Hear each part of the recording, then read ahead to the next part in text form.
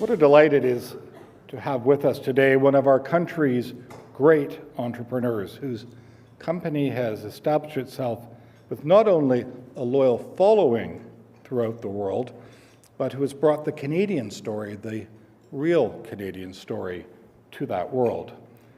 The creative and business genius behind one of Canada's most iconic brands is Michael Budman, who, along with his friend Don Green, who is here today, not only created Roots, but successfully guided it to the leading lifestyle brand that it is today.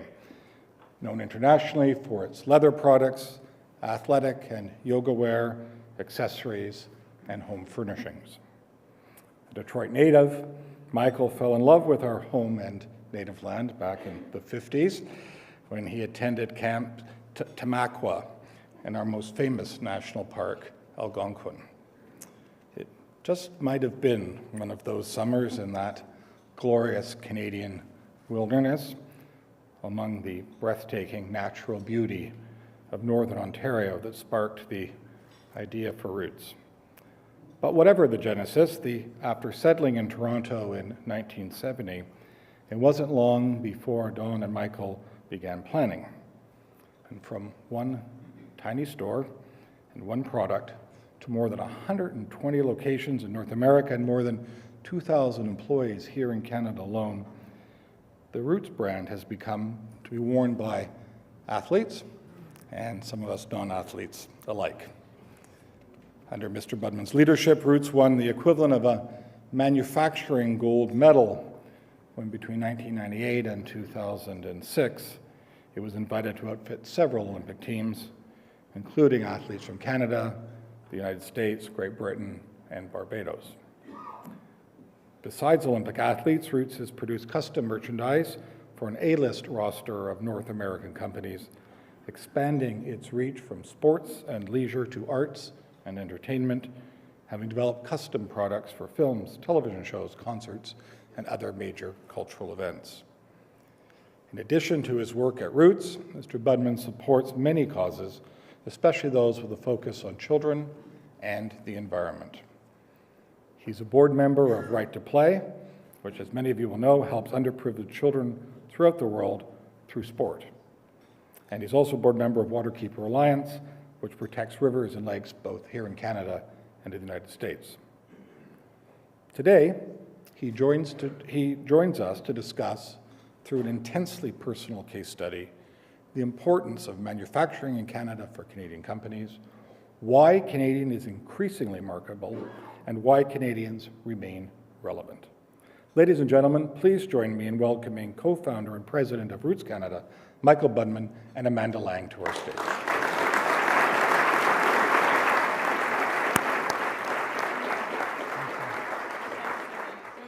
Okay. Thanks, Jamie. Michael, thank you for being here. Thank you. I appreciate you're doing this. We've talked in the past, Michael and I, about manufacturing in Canada, and I want to begin, if you don't mind, and then we will get to your questions and a conversation that I hope is as fascinating as I anticipate.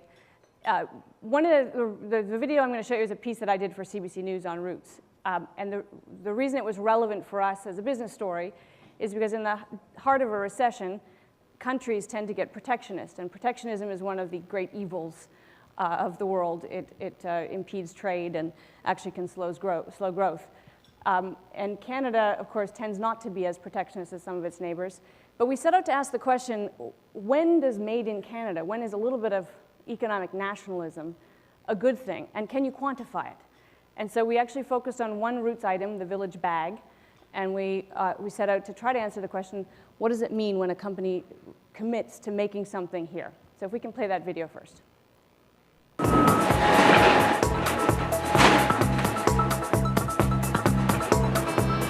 Well, look at all those packages just flying off the conveyor belts and onto trucks, getting shipped far and wide.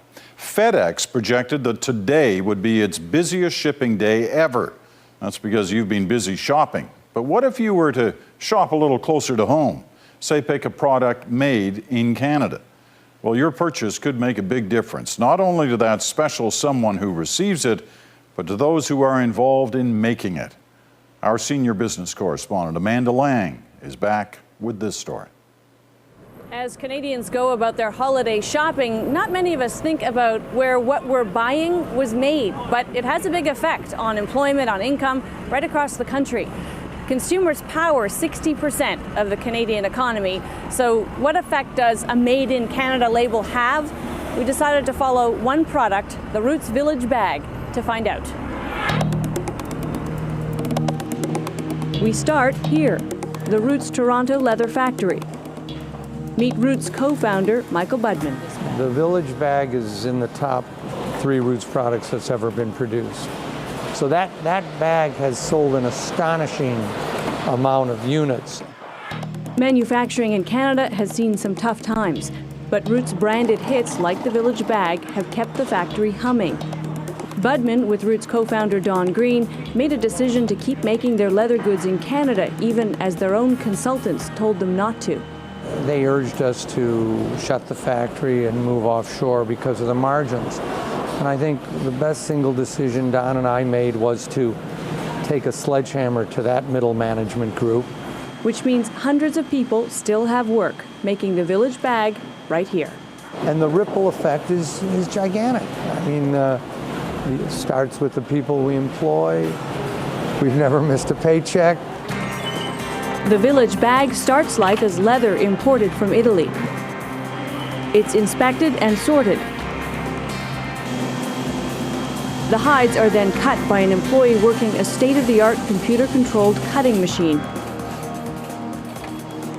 Budman is in his factory every day, and that lets him see how he could improve his 1,600 employees' jobs.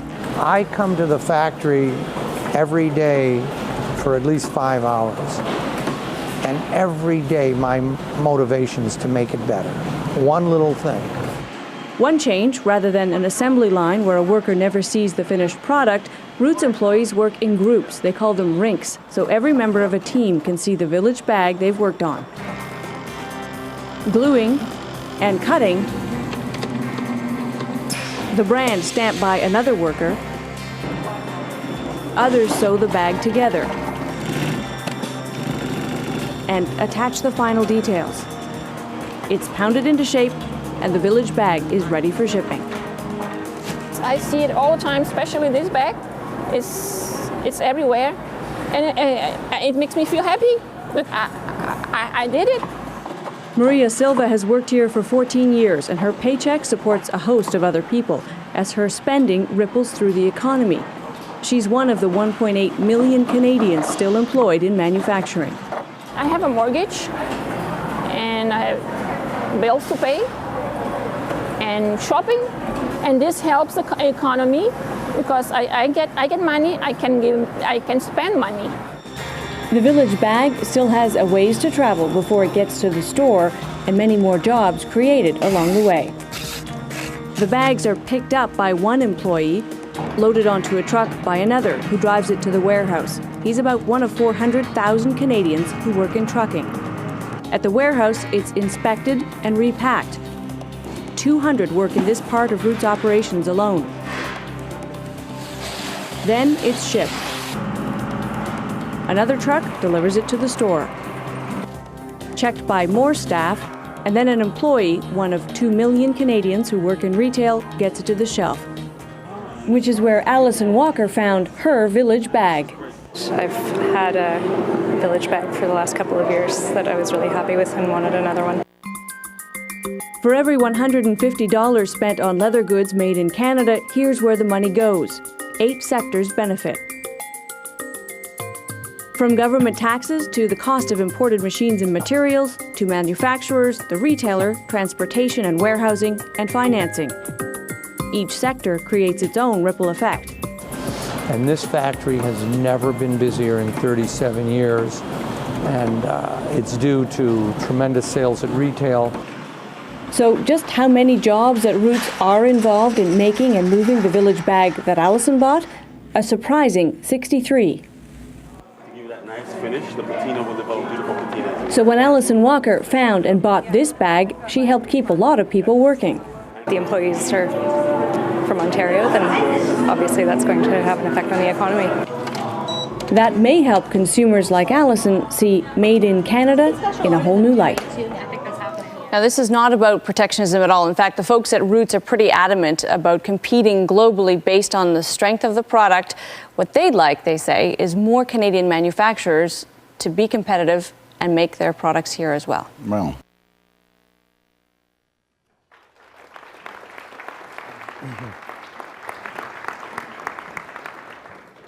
That was a long item. One of the things, though, that I kind of came away with, I'll be honest, to me, one of the most telling things, because we can go through the numbers on whether your margins would be better on this bag if you made it in Turkey or the Philippines.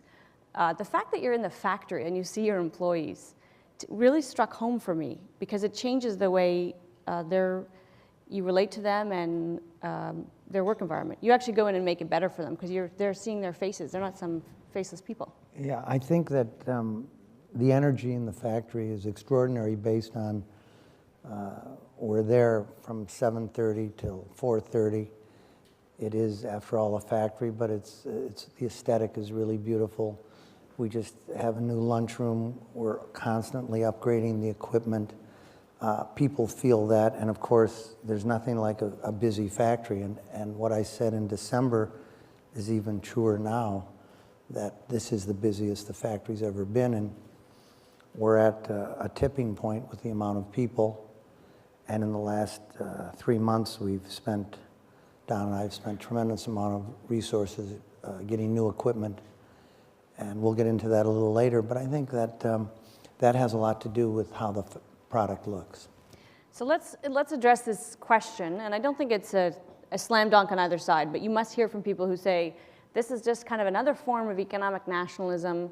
It's misplaced patriotism. If you can make the bag more cheaply somewhere else, the economy's better off, full stop.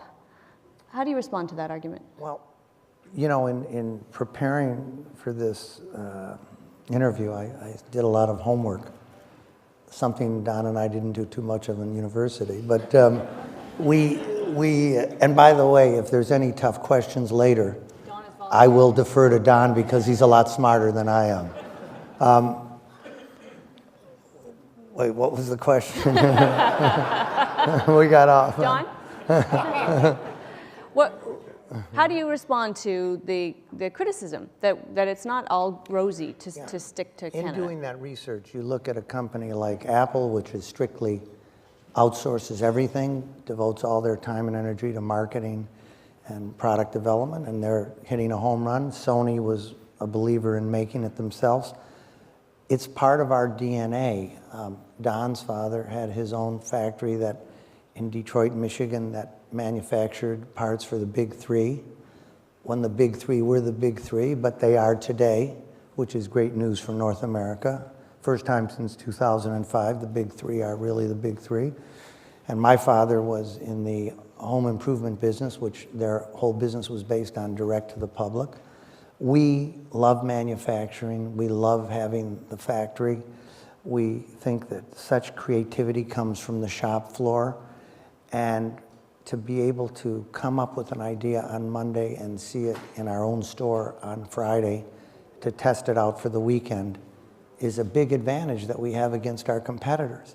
Also, who we are is really we judge it by what we make, and the people that we're putting the bread on their table is one of the greatest joys in running the business for Don and myself. So do you think more Canadian manufacturers should make an effort to bring manufacturing back? Because that would be what they would have to do. A lot of manufacturers have gone. Yeah, I mean, there's so many reasons why it all left. And for example, we're cutting 50,000 feet of leather every week. And it's unfortunate there's not one tannery in this country that could even come close to satisfying our needs or create leather of the quality. So there's all those jobs. There used to, when we started the business in '73, there were great tanneries here, and all our leather, of course, came. So that leather has to be shipped from Italy, and oil has to be used to get it here. But I just think it's for us, it's who we are and what the essence of the company really is all about. Was there a moment when you decided this would be the case, or did it happen fairly organically? Well, from day one, through the influence of our fathers, we always wanted to be making the products ourselves. As we evolved, and when things got really difficult to manufacture in Canada in the early 2000s, there was a lot of pressure by professional management that we brought in to move offshore. And I think in 2004, we both realized that we were going in the wrong direction.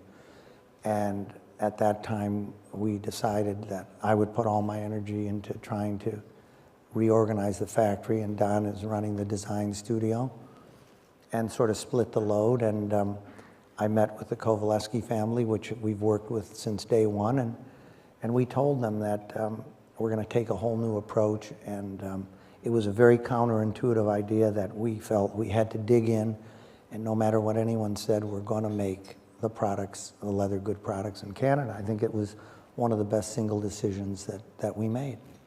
Now, as everybody knows, the Canadian dollar has just about never been stronger. And so this decision is increasingly financially painful for you. On the contrary, the dollar, we buy all our leather in euros and the dollar, and it's been very helpful on that level, yeah, on buying certain supplies. And that balances off all your labor costs? It's enough of a... Yes, yeah. And as, you know, I don't want to say we're automating the factory because we want to create more jobs, but we're evolving the factory where we're buying equipment that makes us much more globally competitive. And I think you saw some of the state-of-the-art digital laser cutters, sewing machines. That's been a great evolution. And that sort of technological investment is something you're doing more of. So talk a little bit about that, because that's, again, that's not equipment you can buy in Canada. You have to buy that somewhere else. Yeah, the majority of that equipment comes from Europe and Italy. And, you know, we used to have all clicker machines, and the operator would have to go to the wall, get the metal dies, would style a bag or a pair of shoes. The dies would cost about $5,000, and you'd have to bring it to the machine and click it out. Now everything is done digitally, computerized, and it's laser cut, so the cost of the dies has been eliminated, which is a huge savings. And it just, the sewing equipment is much more computerized, and we've come across something that's been very helpful. Robert, could you pass me something? I want to show everyone. This is a new product that is called the Roots Pocketbook. And this product is going to be pre-launched on our website on 7/7/11, July 7th, 2011. And our interest is to follow technology to create products that work well with technology. So inside the pocket is a product called the Kobo sleeve. Now, the Kobo sleeve was invented by Karl Kovaleski. Karl is here with us today. He's the world's leading expert on leather, and he also drinks Dos Equis beer. He's a terrific guy. Karl started with Don and I in 1972 when he was 17. He got tremendous skill from his father, who was a master shoemaker, and one of our good friends, who unfortunately couldn't be here today, created the Kobo reader, because as we know, the book business has changed dramatically, which all businesses will be. And she came to our shop floor and met with Karl, and Karl created this leather sleeve. So we've made close to 200,000 of these leather sleeves in our factory through his ingenuity and our resources. And it's branded Kobo, and then on the back it's stamped Roots, and it fits into this new pocketbook, which has a turnkey lock, and it's again a crossbody bag, but it's more of an evolution of the Village bag.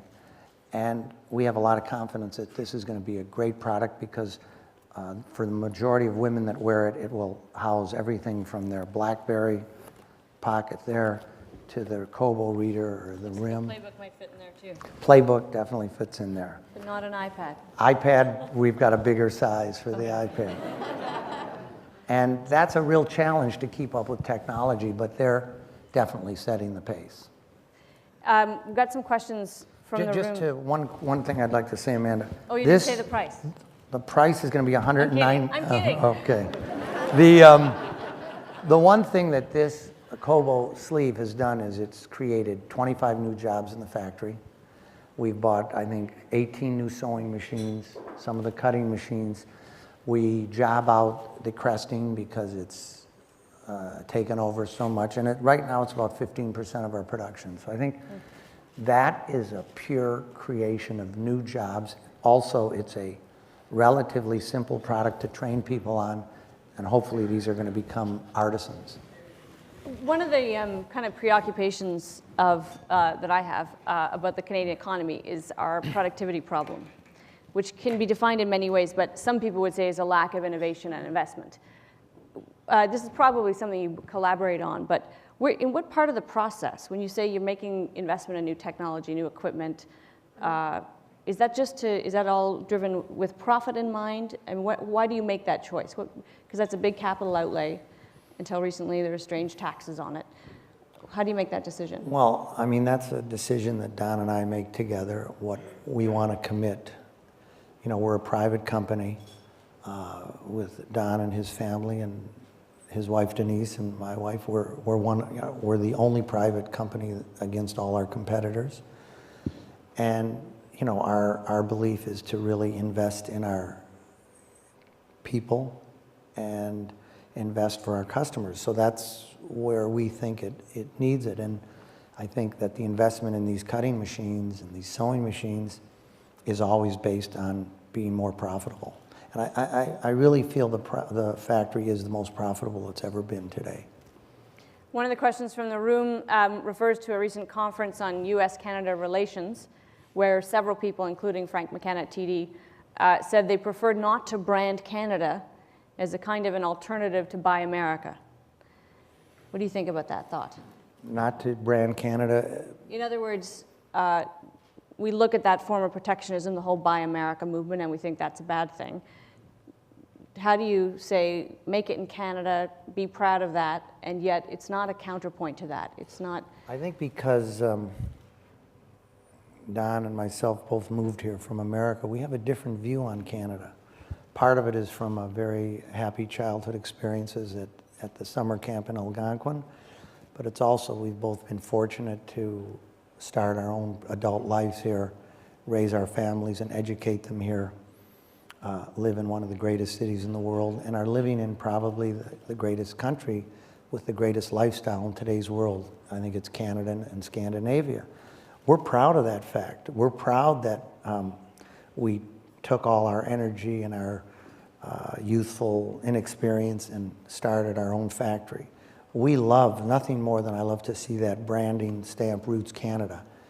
And I think people take pride in that. And last night we were at a business meeting and I was telling Don, there's a few challenges I was upset with, and some stranger walked by and sort of cornered us for 15 minutes and told us how great Roots was and how proud they were of the Canadian-made. I think Canadians love, they love their hockey and they love Canadian-made products, and we're really proud of that fact.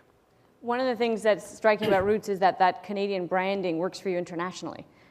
When did that kind of become apparent, that this was going to be a selling feature? I think on two levels. One, people started wearing Roots, and when they got to Amsterdam or Paris or Asia, they were recognized immediately as Canadians. And then our daughter went to Taiwan for a 2-week internship, and in Taiwan, we're the #1 lifestyle brand, and we have 40 stores there in a country that has 23 million people. And let me just read, she did a little reportage for us about her experience. My daughter Alex visited Taiwan a few months ago and wrote an article about her impressions and experiences. I'd just like to share this with you. After only one night in Taipei, I was no longer shocked every time I saw a Roots sweatshirt. You can barely walk for 2 minutes without seeing another one. The sweatshirts with Whistler on them were particularly popular. The Taiwanese love the idea of freedom and openness of Canada and its healthy, active outdoor lifestyle. quite juxtaposed to Taipei's busy urban lifestyle and intense shopping culture.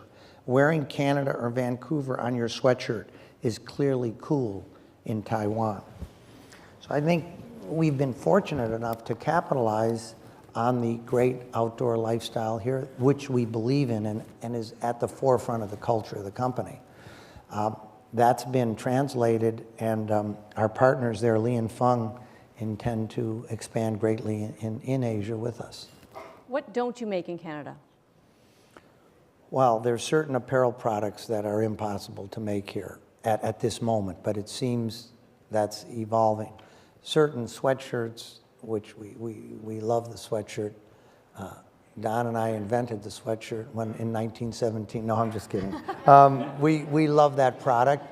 Certain sweatshirts that say Canada we make here, but other ones it's impossible.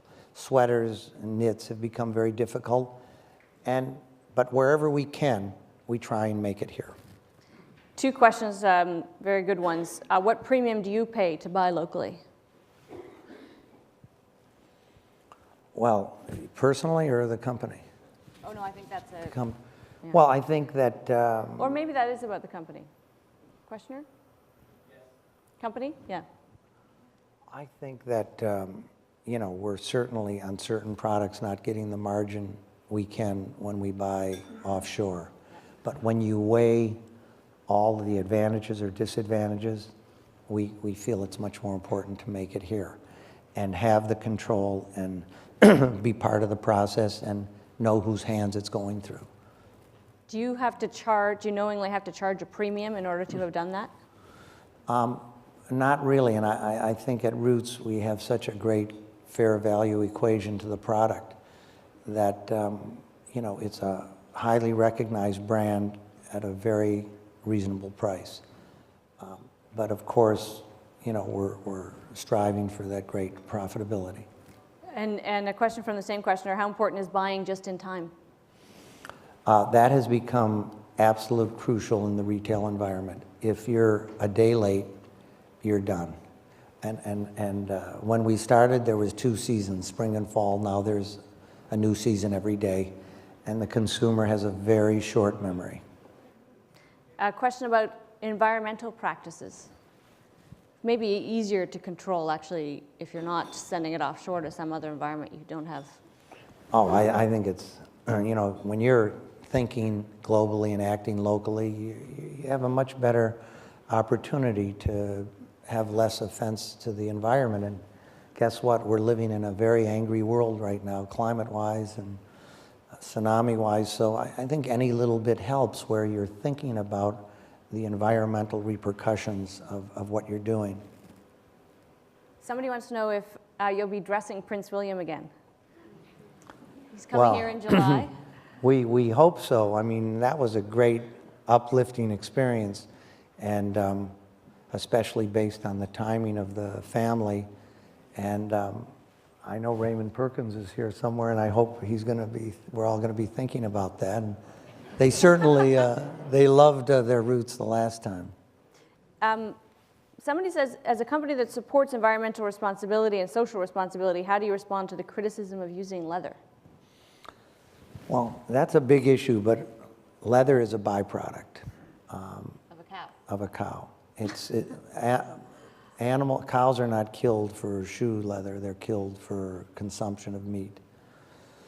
And that's an issue that's very difficult, but products like shoes and bags are much better in leather, and we deal with the finest tanneries in Italy that have the most environmentally friendly ways of tanning leather, and that is crucial to who we are. Okay, well, as long as I'm alive, there will always be leather for you to have for your shoes. So I'll be eating the meat. Not all of it. Somebody wants to know major challenge for retailers today. Where are you in terms of coming through the recession? How did that affect you? Well, I think we came through the recession well because we intuitively know how to promote. During this exercise, no kidding. Yeah, during this exercise, as I said, I read a lot of scanned a lot of books about Zappos and Starbucks, and I read this new one yesterday about the new rules of retailing, and if you read those, some of them can be pretty depressing. There is a new rule of retailing, and that is you have to give incredible customer service. So when you come into a Roots store, and we have the luxury of we have our own stores with our own people and the opportunity to train our people, I couldn't imagine personally, Don and I, dealing with third parties. So we have that edge, and how the stores look, how they feel. Today, maybe you didn't notice, but we had our good friend Robbie Robinson's new music on. The food was organic. The vegetables were from local farms. The ice cream was from the honey they make on the roof of the Royal York Hotel. We're trying to create a better experience, and the better experience, the more compelling product, the more trusted brand, the more successful you're going to be. In case anybody missed that, what you're saying is, Jamie, will you pass me Allison's question card? You didn't just come here to lunch, apparently. You suggested that the food should be organic and that the honey should come from you were intimately involved in, so I guess that makes me wonder how much of this business and what it is and what it's done is about you and Don. Well, I think that we have a rare situation that the two of us started something that was a blank piece of paper. And when you start like that and you stick to something for 37 years, it's a remarkable feat. And very few people have that opportunity.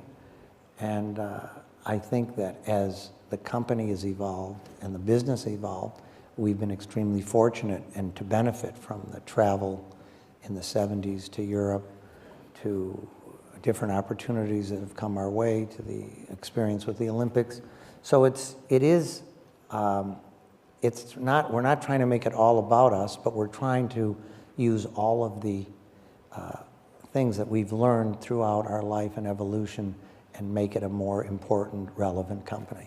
Do you evangelize on this? When you talk to other Canadian manufacturers and producers, retailers, do you say, what's wrong with you? Why are you sending stuff offshore? No. I mean, these people who work with us, they don't listen to me anymore anyway.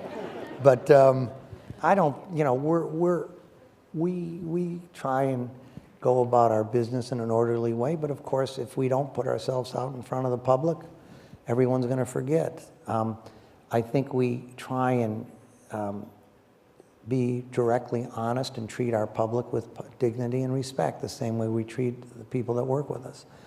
And we've been doing that since day one, and I think we have a good record. There are some big U.S. retailers pushing into this market in what feels like a new way, certainly the Targets of the world. Does that worry you? Where's that on your radar? Well, competition makes you better. I don't see anything in America that excites me lifestyle-wise or quality of living. I am so thankful my children were educated in Canada and brought up here. A lot of the media, feels like this big threat is looming. I read it again today from a certain writer in the Globe and Mail. Hey, we will deal with competitors, and when we are challenged, we will push back. And I don't think the Vancouver Canucks are afraid of the big bad Boston Bruins. You have to up your game if you're going to more people compete. But the key is to make unique, irresistible product. And if you can continue to make that and evolve that, you will succeed. What's the product that you wish you could make but can't, and why? What's the product? You don't make suits. No, we don't. You don't see me in a suit too often. Well, maybe we started making sheepskin boots in 1974. Maybe we should have stuck to it a little longer. Did you ever think about going public? Yes, I mean we've been approached on many levels to go public. We had a very great partner for 8 years with CIBC, But now that the business is totally in our hands privately, you know, everything tastes better and everything looks better, and I think we'll stay with what we've got for the moment and try and capitalize on our strengths and our resources, and really we like answering to our employees and to our public and to our customers, not shareholders. As you grow, do you grow your manufacturing bases? In other words, will there be a huge operation manufacturing roots in China? I don't think so, but I think that we'd like to grow the factory here, and we're at the tipping point. So we're starting to think about what we're going to be doing because the orders are increasing, the demand for our products is greater. We're sending thousands of bags to Asia, made in Canada, which is a counterintuitive move, that are selling. So I think we're definitely, where we can, we're going to stay in Canada. But we do love manufacturing here. What about your U.S. experience? Tough market for Canadian retailers. Yeah, at the moment we have 4 healthy stores in America. We've had more, and you know, I think Don and I aren't prepared to invest our time, energy, and money right now into the U.S. expansion. And when Mr. Wright comes by and wants to help us, maybe that'll be it, or some young buck. But I don't think it's as tough a market. It's just the focus we've put on Canada and now Asia. And we really want to expand into Europe because we think we will be very successful there. And another question that I think is a good one to just about end with. What's your favorite Roots product and why?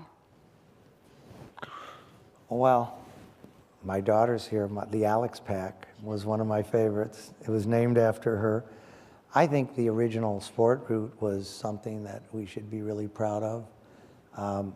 You know, we really didn't know what we were doing, and that was the first hit we ever had. And when Don and I started the company in '72, by our first store opened in August of '73, and by April of '74, we were making 2,000 of those a day. So that was a good experience. So I'd have to say the negative heel shoe. But we're also really proud that we're back in the footwear business. In America, I know it's a $40 billion business, and footwear is a great business that keeps a store very relevant because it's a necessity. So I'm very partial to the footwear. And I guess I should ask you, your involvement, your energy, it's not just you, Don, your whole families are still there every day, many, many hours a day. How long does that go on, and what happens on the other side of that? Well, you know, if you're not engaged fully in this business, you're going to be done very quickly. And, you know, it is much more competitive, and it's much faster, and it's much, in certain ways, difficult. But like I said, a lot of people are succeeding. So you need full engagement because of this great BlackBerry. You don't have to be there every minute. But, you know, it's working for us. And we haven't gotten into the boxing ring yet to slug it out. We've never had an argument over money. You know, we've been extremely successful in our lives. We've never pursued money as much as we've pursued success. God willing, you know, we'll both stay healthy. And a big part of what we're trying to do at Roots is promote a healthy way of life. So I think as long as we can stay fully engaged. When you can't, then it's time to let go. All right. Do you have any closing thoughts for us? When we picked this date, I didn't realize it was a Friday. And I want to thank everyone for coming on such a beautiful day. And Amanda, I really want to thank you for that piece you did back in December. I mean, it really made our Christmas business. It was unbelievable how many people came into the store and said, I want to buy bags made in Canada. Don't take this the wrong way. That's not what a journalist wants to hear. So on Friday, my dad used to have his sales meetings, and he had 150 salesmen that went direct to the public, door to door, selling home improvement. And he prided himself on helping men, mostly men that had problems getting jobs. And the first day they came to work, he always gave them a card with a poem on it. And the poem was called Don't Quit. And in closing, I want to read a couple paragraphs because I think it's relevant. Don't quit. When things go wrong, as they sometimes will, when the road you're trudging seems all uphill, when the funds are low and the debts are high, and you want to smile but you have to sigh, when care is pressing you down a bit, rest if you must, but don't you quit. Success is failure turned inside out, the silver tint of clouds of doubt, and you never can tell how close you are. It may be near when it seems so far. So stick to the fight when you're hardest hit.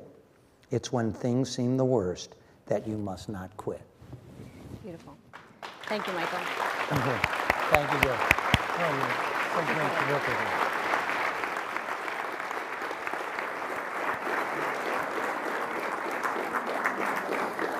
Well, Michael, thank you for that, and Amanda, thank you as well. And Amanda, can I ask you just to say more formal thanks? Yes, I'll do it from here. Just on a formal note, on behalf of the club, as the vice president of the club, we conceived of this idea, and one of the things that we were interested in is it's a celebration of, in my head I call it the industrialists. There are people who've made this country better, that have contributed in an outsized way, and you were one of the first names that came to mind for that, so we appreciate your time and your thoughts and frankly your input into this great country. I don't know if it's the zealotry of the converted, but for an American you make a damn fine Canadian. And so on behalf of the Canadian Club, I'd just like to say thank you very much for being here with your family and your thoughts, and we hope to do it again sometime. Thanks, Michael. Thank you.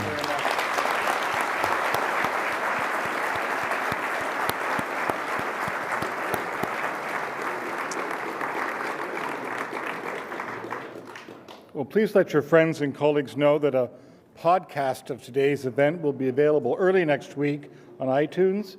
Simply visit the event listing on our website and click the podcast link. This concludes our television programming, which has been broadcast live by Rogers Television. We're grateful to Rogers TV and to 680 News for their continuing support of the Canadian Club events. On your way out, it's your lucky day. Please be sure to pick up your gift bag. It is, of course, courtesy of our friends at Roots. Thank you all for joining us today. This meeting is now adjourned.